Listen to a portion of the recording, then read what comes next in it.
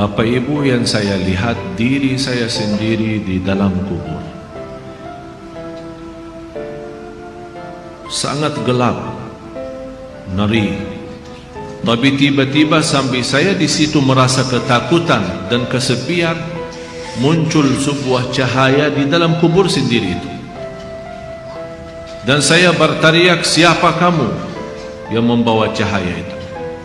Dia langsung sendiri cahaya berkata,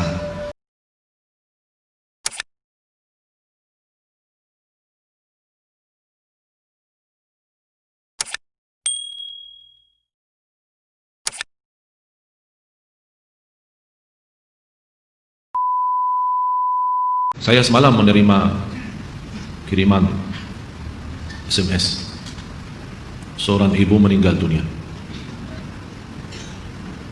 Biasa kalau kita mendengar berita ada orang meninggal dunia, karena kita semua akan menghadapi kematian. Tapi yang luar biasa, peristiwa yang terjadi saat dimakamkan.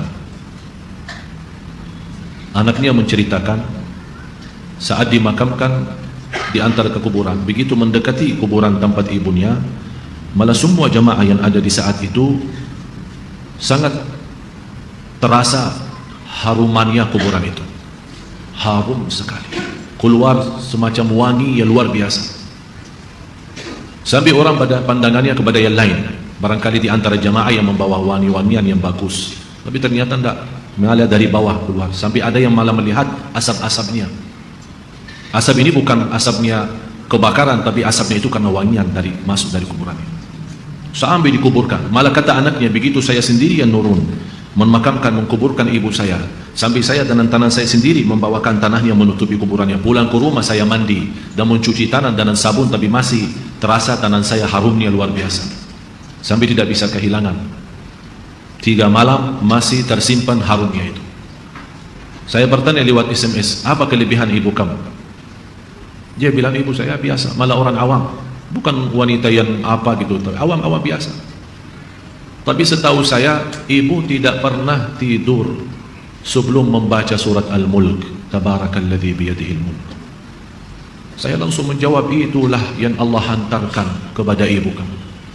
Dan inilah berita gembira bagi kita semua, sesuai janjian Rasulullah sallallahu alaihi wasallam, 30 ayat syafa'at li sahibiha min azabil qabr. 30 ayat yang telah membawakan syafaat bagi orang diselamatkan dari siksa kubur. Dari situ, seperti kebiasaan, ambil wudhu, saya witir duluan, kemudian tidur. Apa yang saya lihat dalam mimpi? Bapak Ibu yang saya lihat diri saya sendiri di dalam kubur. Sangat gelap, ngeri, malah terasa seramnya luar biasa, sampai tidak bisa saya bayangkan di saat itu. Tapi tiba-tiba sampai saya di situ merasa ketakutan dan kesepian, muncul sebuah cahaya di dalam kubur sendiri itu. Dan saya berteriak, siapa kamu yang membawa cahaya itu? Dia langsung sendiri cahaya berkata, saya surat Al-Mulk, Tabarakalladzi biyadihil mulk. Saya sendiri di malam itu tidak sempat membaca. Saya bangun kaget, saya ambil wudhu lagi dan membaca surat Al-Mulk, baru saya tidur lagi. Saya memberikan nasihat kepada semua jemaah yang hadir, tolong sampaikan pesan ini, jangan tidur belum baca surat Tabarak, karena kita tidak tahu kapan saatnya menghadapi kematian. Bisa jadi tidur kita adalah tidur yang terakhir dari dunia ini. Mudah-mudahan dengan kita mengkhatamkan hari kita dengan membaca surat Al-Mulk, Allah ampuni segala dosa kita, dan Allah harumkan kuburan kita menjadi taman dari taman surga. Al-Mulk surah yang luar biasa dahsyat. Saya mohon, biarpun ibu-ibu sedang halangan tidak salat, tetap mau tidur, ambil air wudhu dan baca surat Al-Mulk. Baca surat Al-Mulk. Siapapun kiainya, siapapun ustaznya, siapapun dokter yang melarang kita sebagai wanita membaca karena lagi halangan, saya sekarang berkata, ibu-ibu sedang halangan, baca surat Al-Mulk. Karena saat kematian tidak akan bisa membedakan kita lagi suci atau lagi halangan, mati-mati. Dan Allah Maha tahu niat kita. Dan lebih baik saat kita membaca sedang halangan, jangan megang Al-Quran langsung, menyentuh Al-Quran langsung, sebagaimana saya jelaskan, bagi sarung tangan atau bagi HP kita.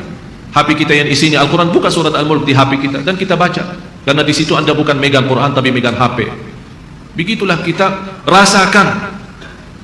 Kalau ya Allah, seandainya Engkau mencabut nyawa saya di malam ini, saya sedang halangan, tapi ya Allah, saya membaca surat Al-Mulk. Niatkan, diselamatkan ya Allah dari siksa kubur. Dan harus kita yakini, kita di umur kita di dunia kubur jauh lebih panjang daripada umur kita di dunia. Bisa malah ratusan tahun. Ada yang sudah di alam kubur 1000 tahun. Ada yang lebih, kira-kira bisa terbayang 1000 tahun. Apalagi umat yang terdahulu. Oleh karena itu jamaah sekalian, waspadalah, berhati-hatilah. Marilah kita sama-sama menjaga kebaikan itu. Karena sungguh inna rahmatallahi qaribun minal muhsinin. Sungguh rahmat Allah sangat dekat bagi orang yang berbuat baik.